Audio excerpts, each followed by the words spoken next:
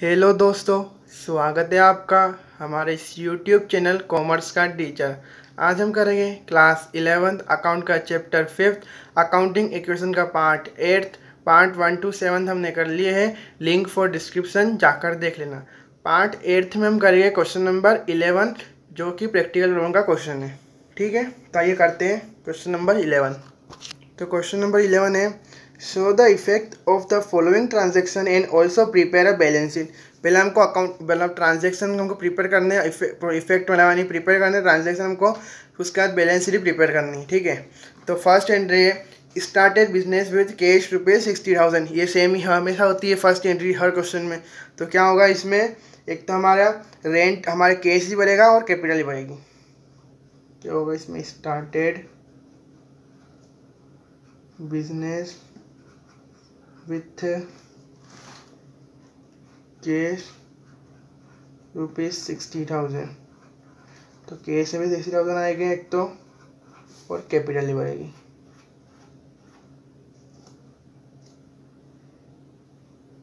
ठीक है, ये 60,000 है, एक और जीरो यहाँ पे। ठीक है, 60,000 है, यहाँ पे कुछ नहीं है, 0 0 इजिकल टू। अब बना देते हैं न्यू इक्वेशन, बनाते हैं अपन। लाइन खींचना जरूरी है, पहले लाइन खींच लो। अब बनेगी न्यू इक्वेशन। यहाँ पे खींचा 60,000, 0 इजिकल टू 0 60,000। न्यू इक्वेशन यानी बस प्लस माइनस तो है, बस हमको जो भी है, जैसे कैश के यहाँ पे 60,000 है, वहाँ पर बस प्लस 60,000 लिखना है। यहाँ पे कहीं माइनस हो तो माइनस करना है, और क्या। फर्स्ट एंट्री में तो हमेशा प्लस ही होता है। अब देखते हैं सेकेंड एंट्री।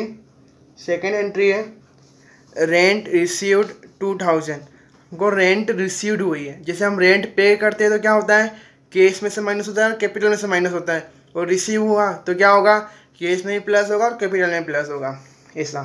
ठीक है, रिसीव्ड हुआ है ना हमको, रेंट रिसीव्ड सिर्फ ऐसा लिखा हुआ है, ऐसा लिखा हुआ रेंट रिसीव्ड इन एडवांस। तो क्या होगा उसमें, एक तो कैश बढ़ेगा और लाइबिलिटी साइड में मिलेगी अर्नड रेंट, ऐसा करके हमको कॉलम बना के हमको लिखने का है। ठीक है, एडवांस में मिलेगी तो रेंट रिसीव्ड 2,000।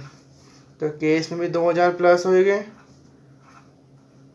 और कैपिटल में भी 2,000 प्लस होएंगे। ठीक है, ये हो गई। अब तो देखते हैं न्यू इक्वेशन। एंट्री हो गई, अब न्यू इक्वेशन बनाते हैं।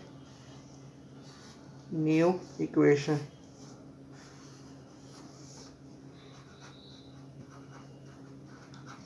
$60 और 2,000 कितने होते हैं, 62,000, 0 0 60 और 62,000 सेम हो रही है टोटल। अभी सही दोनों जगह की है, क्वेश्चन सही चल रहा है हमारा।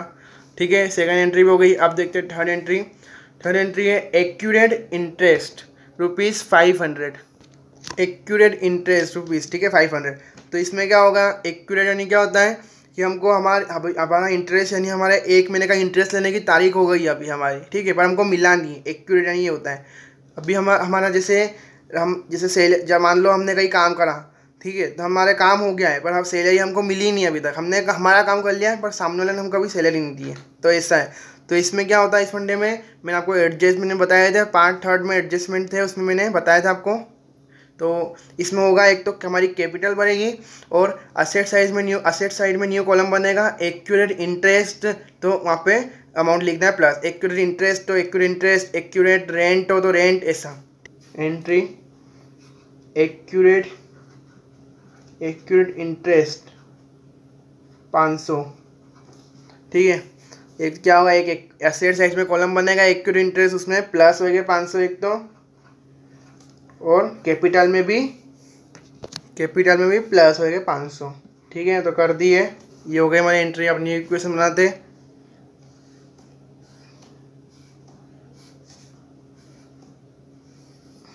न्यू इक्वेशन 62,000, ऐसा कुछ नहीं है, 500 इजिकल टू 0 62500। मैच कर लो, यहाँ की सेम ही हो रही है अभी तक। ठीक है, ये हो गई थर्ड। अब देखते हैं फोर्थ एंट्री। फोर्थ एंट्री है, कमीशन रिसीव्ड इन एडवांस। ठीक है, हमको हमारी कमीशन एडवांस में रिसीव हो गई 1,000।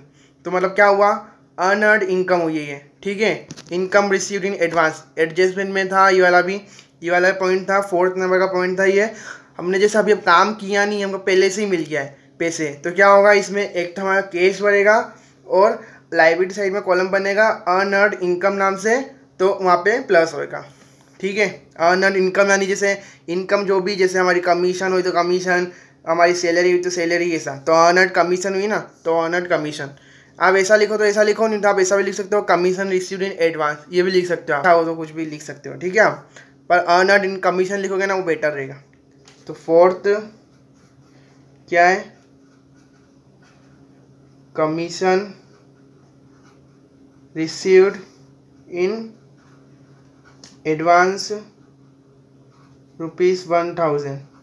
एक तो हमारा कैश बढ़ेगा प्लस 1000 होगा कैश में, और एक लाइब्रेरी साइड में कॉलम बनेगा अनअर्न्ड कमीशन, तो उसमें प्लस हो गया 1000। ठीक है, ये हो गई। अब क्या करना है, न्यू इक्वेशन बना दिए, तो बनाते हैं न्यू इक्वेशन।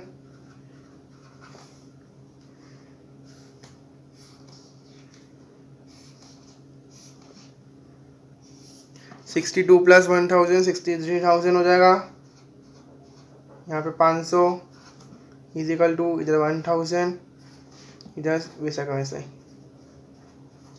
ठीक है, ये हो गई 4th एंट्री। अब लास्ट एंट्री 5th एंट्री है, अमाउंट विड्रॉ ₹5000। हमने बिजनेस में से अमाउंट विड्रॉ किया है। ठीक है, कितना, 5,000 रुपये। तो मैंने ड्राइंग हुई है, तो क्या होगा इसमें, एक तो हमारा केस भी डिडक्ट होगा और कैपिटल भी कम होगी हमारी। ठीक है, 5th एंट्री, अमाउंट विड्रॉ ₹5000। एक तो केस भी 5,000 से कम होगा और कैपिटल भी 5,000 से कम होगी माइनस। ये हो गई 5th एंट्री भी। अब बस लास्ट न्यू इक्वेशन बना के क्वेश्चन कंप्लीट। बना दें न्यू इक्वेशन।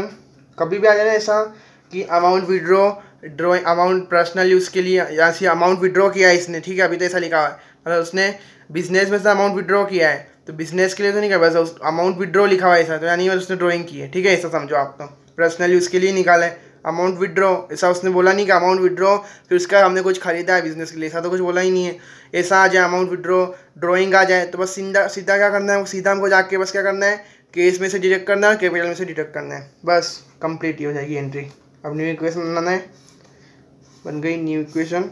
63,000 में से 5,000 जाएगा तो कितने बचेंगे, 58,000। कितने, 58,000। 500 इधर इजिकल टू 1000 बचेगा इधर, और इधर 62500 में से -5,000 हो गया तो कितने बचेंगे यहाँ पे, 57,500। ठीक है, ये हो गई, ये हो गया। अभी इक्वेशन तो हो गई, अकाउंट इक्वेशन। अभी क्या करना है, बैलेंस शीट बनानी है, तो बनाते हैं बैलेंस शीट। यहाँ ही बनाते थे बैलेंस शीट अपन। यहाँ पे लाइबिलिटी का अमाउंट, असेट्स अमाउंट। ठीक है, तो यहाँ पे लिख देते हैं लाइबिलिटी, यहाँ पे अमाउंट, यहाँ असेट्स अमाउंट। यहाँ पे क्या लिखना है, balance sheet, balance sheet of, किसी का नाम तो दे नहीं रखा है, सिर्फ बैलेंस शीट लिखना है। ठीक है, किसी का नाम दे रखा हो तो उसका नाम लिख देना, बैलेंस शीट ऑफ अरुण होता अरुण, ऐसा बैलेंस शीट ऑफ लिख देना। ठीक है, नाम हो तो उसका नाम लिख देना, आगे नहीं होता ये सब सीखना। ये हो गई। क्या करना है, असेट साइड, बस असेट साइड का असेट्स में लिखना है, लास्ट अमाउंट देख के बस असेट्स में लिखना है, सिंपल ही है। तो इससे अकाउंटिंग इक्वेशन से बैलेंस शीट बनाना बहुत सिंपल ही है। सबसे पहले देखता है असेट्स में कैश, कितना अमाउंट है लास्ट वाला, 58,000, बस 58,000 अमाउंट में जाके लिखना है। उसके बाद है एक्यूरेट इंटरेस्ट, कितना अमाउंट है लास्ट वाला, 500, बस ख़त्म। एक्यूरेट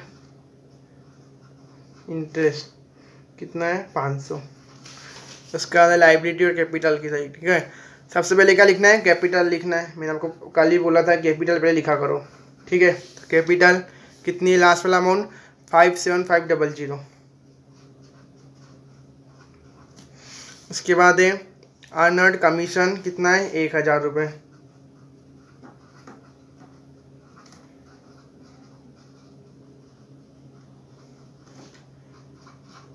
मैच करके देख लो 58,000 प्लस 500 कितना होगा 58,500 और 50 से 1,500 प्लस 1,000 तो इतना ही होगा 58,500।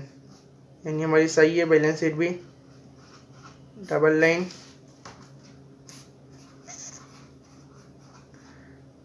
ये हो गया क्वेश्चन कंप्लीट, क्वेश्चन भी हो गया और बैलेंस शीट भी बन गई। ठीक है, क्वेश्चन नंबर 11 कंप्लीट। ये हो गया क्वेश्चन कंप्लीट हमारा, सिंपल ही था। मैं आपको वापस बताता हूँ एक बार जल्दी जल्दी। स्टार्ट किया बिजनेस 60,000 से, केस में डिडक्ट, केस में प्लस होगा, कैपिटल में प्लस होगा 60,000। रेंट रिसीव्ड हुई हमको तो क्या होगा, केस बढ़ेगा कैपिटल बढ़ेगी, केस बढ़ेगा कैपिटल बढ़ गई।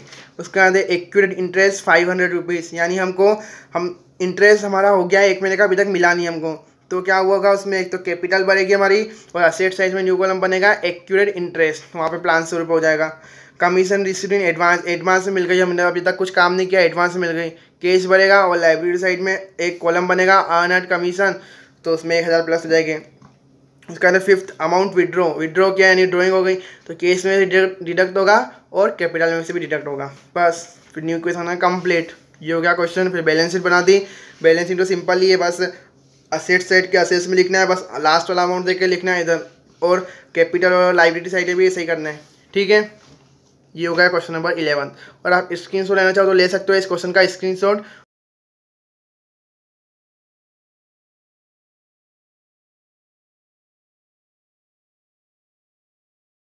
और आपको हमारी वीडियो पसंद आई तो प्लीज़ लाइक करना, शेयर करना और सब्सक्राइब जरूर करना। और जो भी डाउट हो आप कमेंट करके पूछ सकते हो।